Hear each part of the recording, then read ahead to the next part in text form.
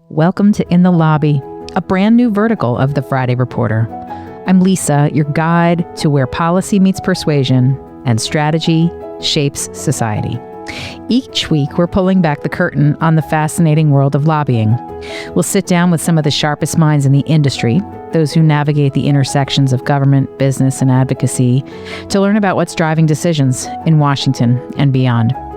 From unpacking the art of influence to diving deep into the most pressing issues of the day, In the Lobby's your backstage pass to the stories and strategies that rarely make headlines.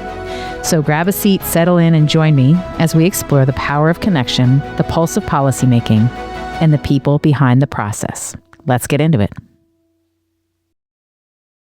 Well, hello, and thank you so much for joining me for another episode of the Friday Reporter podcast. Today is In the Lobby with, well, if you don't know my friend Nat Wienecke, you've got to know my friend Nat Wienecke. We have been friends. We've grown up together in this business. I'm just so lucky to have Nat Wienecke with me today. He is now the founder and president of Conscience Point Consulting and has a dozen good stories to share with me. Nat, thanks for being with me. Oh, it's great to be with you, Lisa.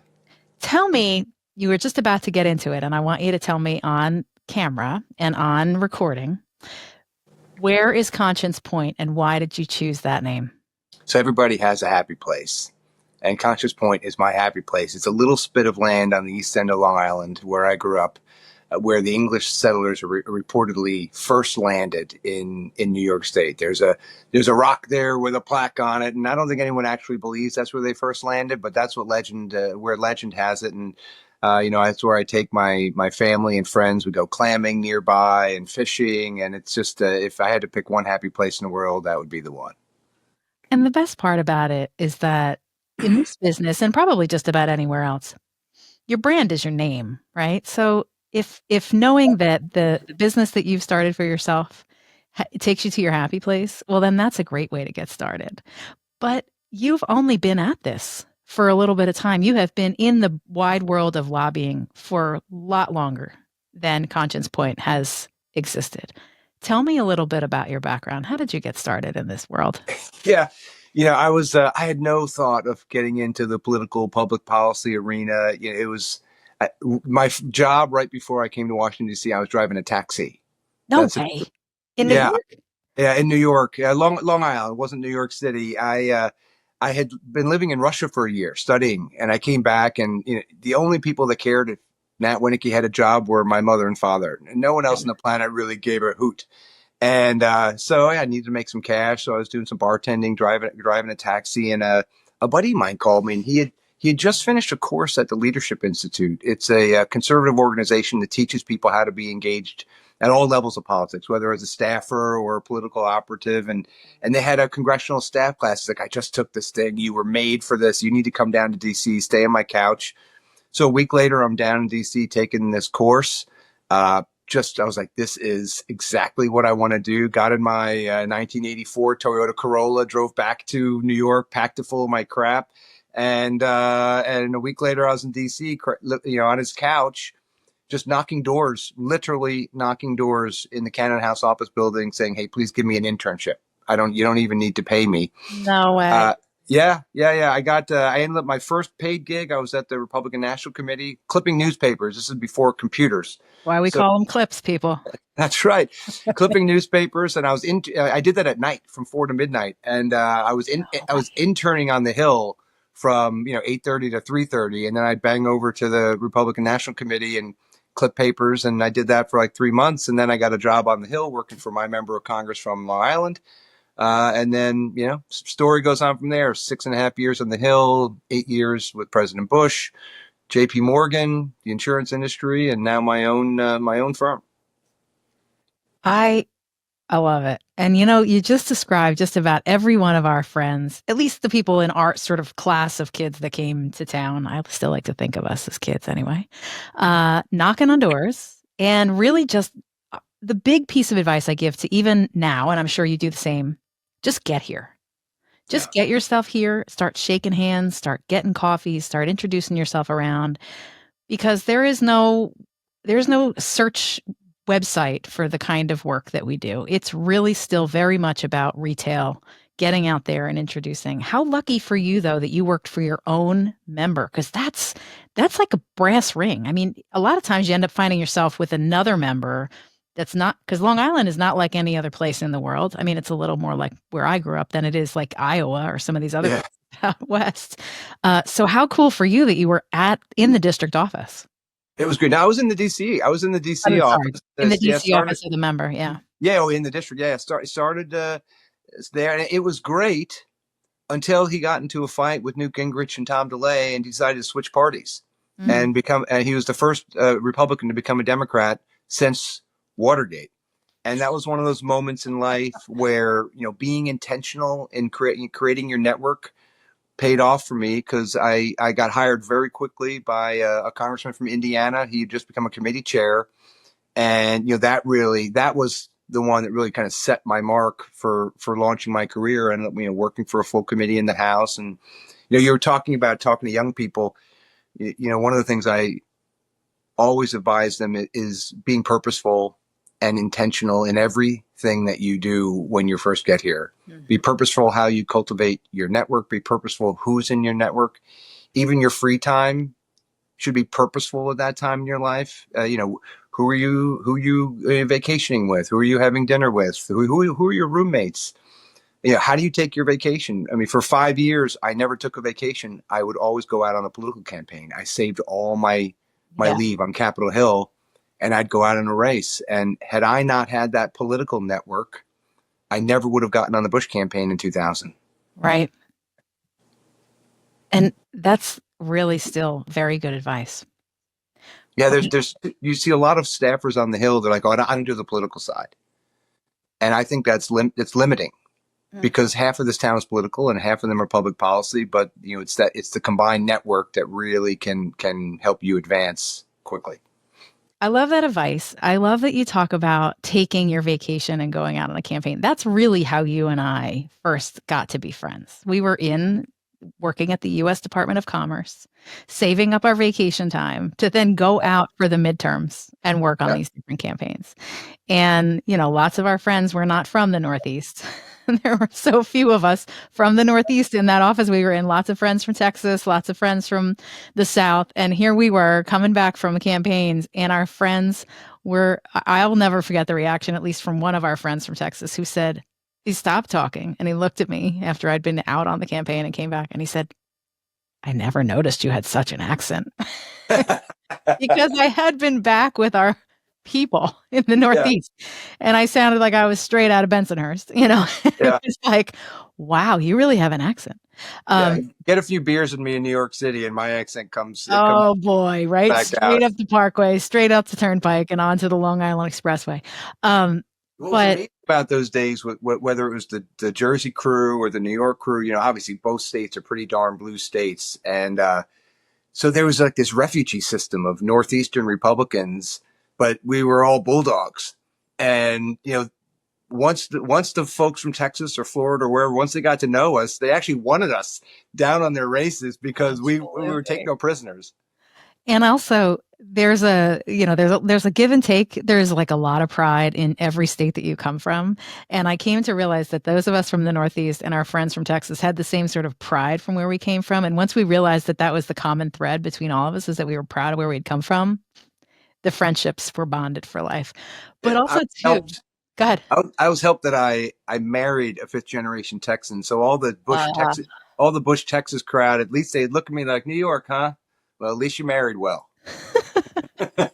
One of our friends from down there actually told me she could never marry a Yankee. Sorry, Lisa, I could never marry a Yankee. So good on your bride. The other thing too, I have to say, because I've said it before, I had Brenda on the show, Brenda Becker, who is a longtime friend and colleague of ours. We forged some of the very best friendships at that time in our life. You had been in DC. I had not been in DC before I arrived at the Commerce Department, but we worked with the very best human beings. We were so lucky to be there at that time. I think to some extent, when every administration feels that way, but I really like our bond among all of us. I mean, there are people that I haven't seen in person in years, and you'll run into them, and it's kind of like your college best friends or your high school best friends. Like, it's like not a minute has passed. And, Mm-hmm. not to, I always hesitate to use this analogy, when you're in the trenches. I mean, it's not military service, but, high pressure cooker environment. And, when you're working on things that are on the front page of the paper every day on behalf of the country. I think you're right, Nat. What's so interesting to me about the time that we spent at Commerce is that we were in that high pressure environment. But what's also cool about that high pressure environment is that, especially where you were, I remember very fondly the work that you did at the Commerce Department. And I'm sure this is true of a lot of the other jobs that you had, whether on the Hill, beyond that at JP Morgan, and in the other spaces that you were in the insurance space.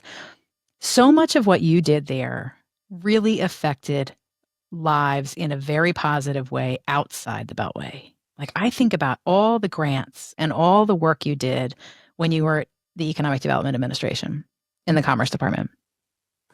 That was to me, that was one of the most rewarding agencies inside of government. Did you feel that way when you were there? Yeah, I mean, we would go to communities that had a rough patch for a long time, communities that had been in economic transition. So whether it was coal communities in Southern Virginia or Kentucky, all around Appalachia, or the textile communities who had been devastated at that period of time, and working with the governor, the mayors, the county executives, what does the future look like for that community? What are their strengths? What do they have to build on? And what's even more rewarding is I'll go to those places. Now, I remember I was in Dubuque, Iowa, and we were doing a grant there to revitalize the waterfront, which had been very industrial for 150 years. And we did multiple projects there. My mother's from Dubuque, so I'm emotionally tied to the city. Yeah. And you go back there now, and that waterfront that we worked with them to redevelop is the beating heart of that city. It's now a tourist destination. That's awesome. I mean, and that's why, while it's not service like our armed forces colleagues are in, there is a special moment in time where you really feel like you can affect change. And I think that's why you and I have been in this business for as long as we have, is because we do know that there is some work to be done to be helpful. And then to be able to see that in your lifetime, that regeneration of that community is awesome. Yeah. It just is even my bad days were, in hindsight, great days. And yes, and some of them were bad. And, at least, like the time the Census Bureau told us they lost 6,000 laptops with PII on them. Mm-hmm. Or I get a call from the head of the National Institute of Standards and Technology that they had spilled plutonium into the drinking water system in Boulder, Colorado. Mm-hmm. Those are bad days. How about the satellite that they dropped at NOAA long ago? Literally dropped $1 billion satellite. $1 billion or whatever it was at the time. And you're laughing now. But I mean, but you're right. There are moments that are crises that are happening. But even on those bad days, I'm sorry to interrupt. No, I mean, but had I not been through those, I'd be a terrible advisor now. In a crisis, what are the things that you focus on first? And they're intuitive. When you're first facing a crisis, if it's your first crisis, you've got your own moral compass and so forth. And so a lot of executives know, the first thing, take care of our people, right? People that are safe. Then they look after, what does this mean for our infrastructure and so forth. But, part of it is, how do you tell the story? Because people are going to be pointing fingers, and some folks, their first instinct may not be kind of radical candor on what happened, because everyone wants to get it exactly right. And that's not always the best advice. You want to give them the best information you have at the time that you have it. Tell them it's the best information you have. And if something is a little off on that, then the next day you come out and say, we've gotten more information and learned new things. But the way you get in trouble is by waiting too long to respond, by not being absolutely candid, and certainly if there's any sense that you're not putting people first. And we saw that in Ohio, right? I mean, the Biden administration lived that up front. Arguably the federal response teams were doing their good work, but there was the feeling that they weren't taking care of the people. Mm-hmm. And still to this day, the fallout from that is being realized. That's right. You've just given great, good advice for communications consulting, but tell me a little bit about Conscience Point and the work that you do today. I'm not asking you specifically about client work, but the kinds of work that now a guy out on your own, really making some remarkable news for your own small business. What kinds of what kinds of work are you doing today? So it's a very eclectic practice. And I think, frankly, it goes back to our time at the Commerce Department, which some people refer to the Commerce Department as the attic of the federal government, because none of the agencies seem to have anything to do with each other. But it gave me, when I ran the government affairs program for the secretary, we were lobbying in front of 16 different committees of jurisdiction. I think the only one we weren't in front of might have been like the armed services and intelligence committees. And even then, we'd have to speak to every once in a blue moon. And, so it's given me both a network around town and enough of a knowledge base to be able to help clients. So I'm working with a couple of clients, obviously financial services is home base, having been in banking and insurance for the last 15 years. And so I'm helping in particular some insurance companies with, how they're navigating the waters today. That's, by the way, an insurance pun, because flood insurance is always an issue with the insurance industry. So, that's where I consider is kind of my home base these days. But I've got some national security clients, represent a defense contractor who does some really neat work on a global scale. I've got a low income housing nonprofit who feeds 30,000 Meals on Wheels a year, and they've got senior centers, and they help people who really are disadvantaged kind of get on their feet. They have one whole building with 50 units just for women under 25 with kids, single women. Wow. And kind of helping them navigate this kind of post-Doge world that we're in. They're kind of working through that as well. I've got a client that represents grievously wounded veterans, and they will provide services to those veterans in their home when they live in a really rural area. So think of like, really far upstate New York or the hinterlands of Wyoming. They will go to the member's house and they'll help them with their therapy at their house, or if they have just mobility troubles and can't get to a VA center. So it's a really eclectic practice, which is super interesting. I loved the last 12 years when I was working for the insurance industry, and certainly we had a lot of issues. But this really brings my kind of brain into, I'll be in 6 different places in one day thinking about different issues. So it's definitely keeping me engaged. I love that though. And I think that too, for people like yourself and myself, we actually thrive in those kinds of environments, right? Because I think giving good advice and helping clients and colleagues achieve wins is really what you and I came to Washington to do, right? And that's kind of the way I sum up for people how we do the work that we do. But it's fun. It's fun to win. It's fun to do good work for people. And when you can find clients, like it sounds like you have so far, even just in this brand new baby firm that you have that is crushing it, you're getting these great, good wins for people that you really feel good about the cause. And that, I think, that's rarefied air. If you're lucky enough to be able to do that, then you're pretty damn lucky. It's funny. It's funny to use the term win. I've done a lot of public speaking, and some folks like, so why do you do what you do? Like what motivates you? Washington seems like such a dysfunctional space. You must be an eternal optimist. Or they put these sort of high things on me. I'm like, for me, honestly, it's very simple. When I was a kid, I wanted to be a fireman. I was a lobbyist for the insurance industry. Did I want to grow up and be an insurance lobbyist? No, but you know what I like doing? I like to win. Yeah, I really, really like to win. Mm-hmm.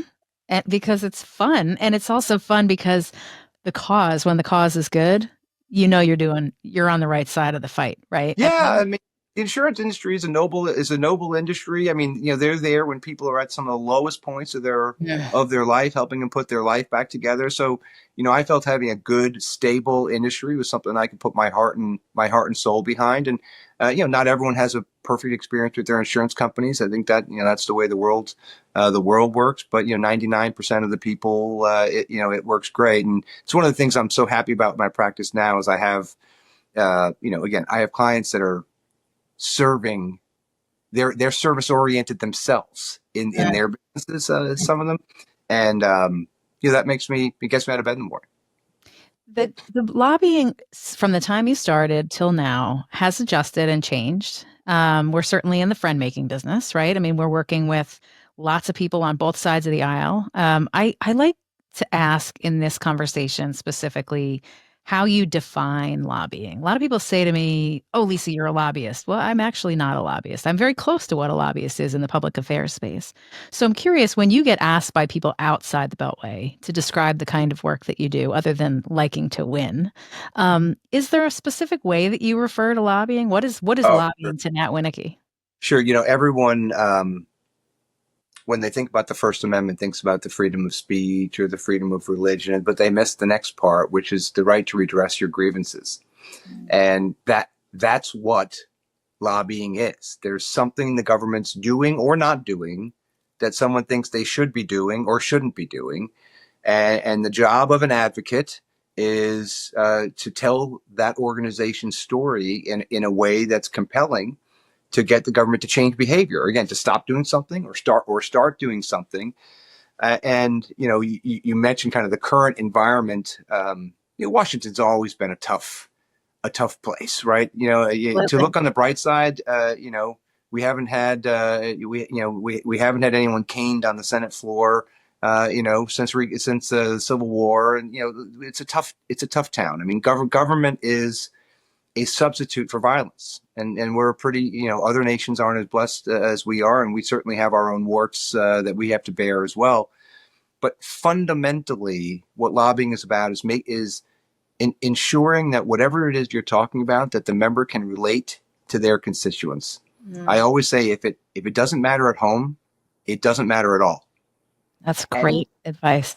in this populist environment, when Mm. you've got the 24 hours news cycle and social and everything's in your face, even policymakers are tuning some of that out, Hmm. and it has to matter at home.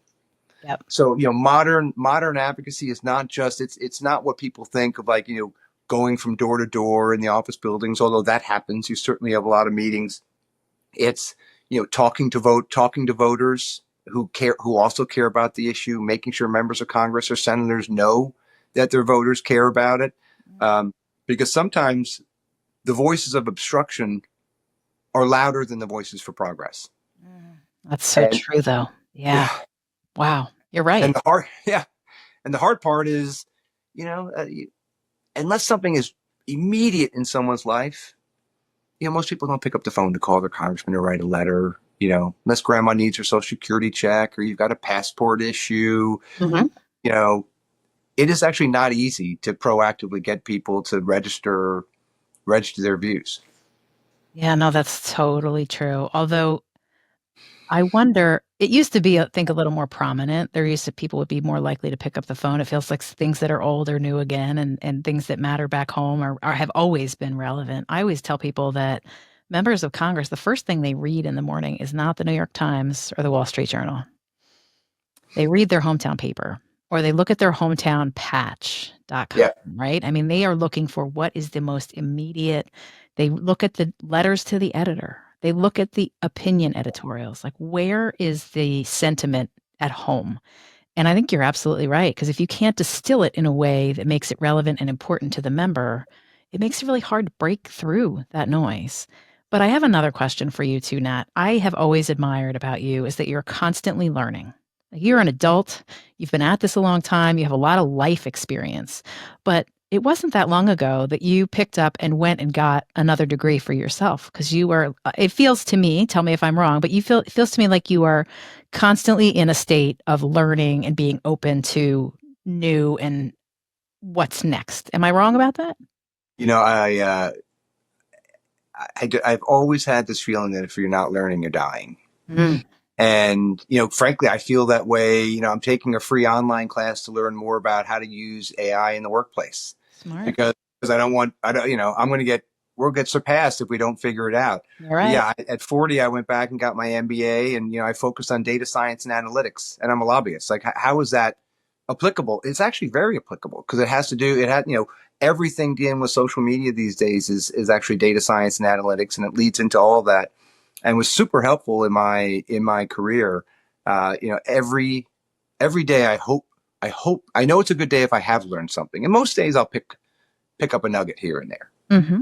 Well, because some of it's just learning more about the issue that your client cares about, right? Our industry in our world, public affairs and lobbying, if you're not open to learning something new every day, someone else will, and someone else will take that void, right? I mean, that it's a competitive business that we're in too. I mean, there are plenty of really smart people. I've been lucky enough to interview over 200 of them in our Well, space here, and so it's always fascinating to me to understand kind of what motivates people and how they're doing that. But that's so smart because there's a generation of kids right behind us, Nat. They're coming for our jobs. They're coming for, and I I have love them, and I'm happy that they are because it keeps you and I constantly in a stance where we're open to learning and open to figuring things out. What else, when you're not lobbying and you're not watching the New York Yankees, what else keeps you busy? I mean, you've got a beautiful family at home. Is there something that you're reading? Tell me a little bit about what else is keeping you busy in life. so like on rainy days or like on a Sunday afternoon, I am addicted to YouTube sailing shows. And Okay. it's like this form of escapism. It's these people who basically said, forget the world, and I'm going to do a YouTube channel and sail around the planet to these exotic locations. And it's just for me, it's just kind of brain candy. I've lived on the water my whole life. You know, that's my happy place is being on my boat with a fishing pole or being out on the boat with friends. You know, that is a part of my of who I am. And so, little vicarious living when I'm stuck here in DC, watching people, gallivanting around the world, that'll keep me busy for sure. On the reading front, I actually just finished a good book. It's a little bit it's been out for a few years, but it's called The Bezos Blueprint, and it's a book about how Jeff Bezos communicates. He's widely considered one of the best internal corporate communicators of our time, and Huh. I learned a lot from the book. No PowerPoints at their organization. Everything has to be done in a memo. All meetings start 30 minutes early because they assume you didn't read the memo. So the first Interesting. 30 of the minutes of the meeting is to let everyone read the memo. A How whole about bunch of that? things in there I learned from the book, but it's a short read. It's a weekend read, so I definitely would commend it to your readers. Okay. I have I always ask, what are you watching? What are you reading? What's keeping you busy? Because I'm curious. Well, because in this world, a lot of times it's a good way to start a conversation at a social event or a fundraiser or, everything. We're always looking for what's new to talk about. I Um, could talk about Clarkson's Farm for an hour. I love that show. I don't know that one. Oh, it's great. You got to watch it. You got to watch it. It's hysterical. Okay. But the other thing too is that I've been promising that I'm going to do a bookshelf, like on my website of all the books that have been recommended, because I have a stack of great books. So with the Bezos Blueprint, I'll put it on the list because that's interesting. He's not wrong about people not reading the memo before they get to the conversation and get to the meeting. So, all right. So Nat, here we are again, 30 minutes in, conversation is rolling. You and I could go, I mean, well, we could talk for another year about all the things. And I can't wait to see you in real life. But the hardest question I always ask, and it's not hard because we're in the networking business and this is a networking show, is who should I have for a future guest for the show? Yeah, if you haven't had him already, and we can do this like three times, but if you haven't done it already, you and Bruce Melman should trade guests on each one of your shows. Bruce does some similar production work like you do, has some fantastic guests on his show. Awesome. Um, and his weekly deck is must read DC Totally agree. for sure, for sure, for sure, for sure. And then I know you do a lot of work with him, but I don't know if you've had him on the show. If you had Ron Bonjean on the show, I have. I'm going to send uh, you that link. oh, send me that link. I, Okay. I asked him questions, and here we go. We're talking about you, Ron Bonjean. I had Ron on the show, and I made him talk to me about the dolphin show, and I made him talk to me about the Christmas party. So it's a must listen. So I'll send you the link for that one because it's a good one. But Bruce Melman, I'm really glad you brought that up because he's putting out super good decks every single week. He's hosting a lot of cool conversations. He's also someone that you and I, as we talk about our years at the U.S. Department of Commerce, we were all there together with We were Bruce, there. one of those many, many friends that we were so lucky to work with. So I will tell him that you nominated him, and I'll be thrilled to ask him to be on the show. I've got Matt, one more nomination because I go. have to. So our old boss, Carlos Gutierrez, is writing a book that will be coming out, and Oh, he'll be on. He'll be looking to be on the circuit. I'm sure he'd love I to would be on love to the show. talk to him. Oh, he's a superstar too. What a great, he would be a great guest too. Now I have a great list. Nat, this is why I always ask, because all of my friends always have such good recommendations for guests. Nat, this was fun. We'll do it again. I'm so proud of you. Good luck with the new business. Thank you so much for being a guest on my show, friend. Oh, my pleasure, Lisa. Look forward to seeing you. That's it for this episode of In the Lobby, where we connect you to the people and policy shaping our world. If you enjoyed the conversation, don't forget to subscribe, leave a review, and share the show with your network. It helps me bring these important stories to even more listeners. And if you'd like to get in touch, have a guest suggestion, or just want to say hello, you can reach me directly at lisa@fridayreporter.com. Thanks for tuning in, and I'll see you next time here on In the Lobby.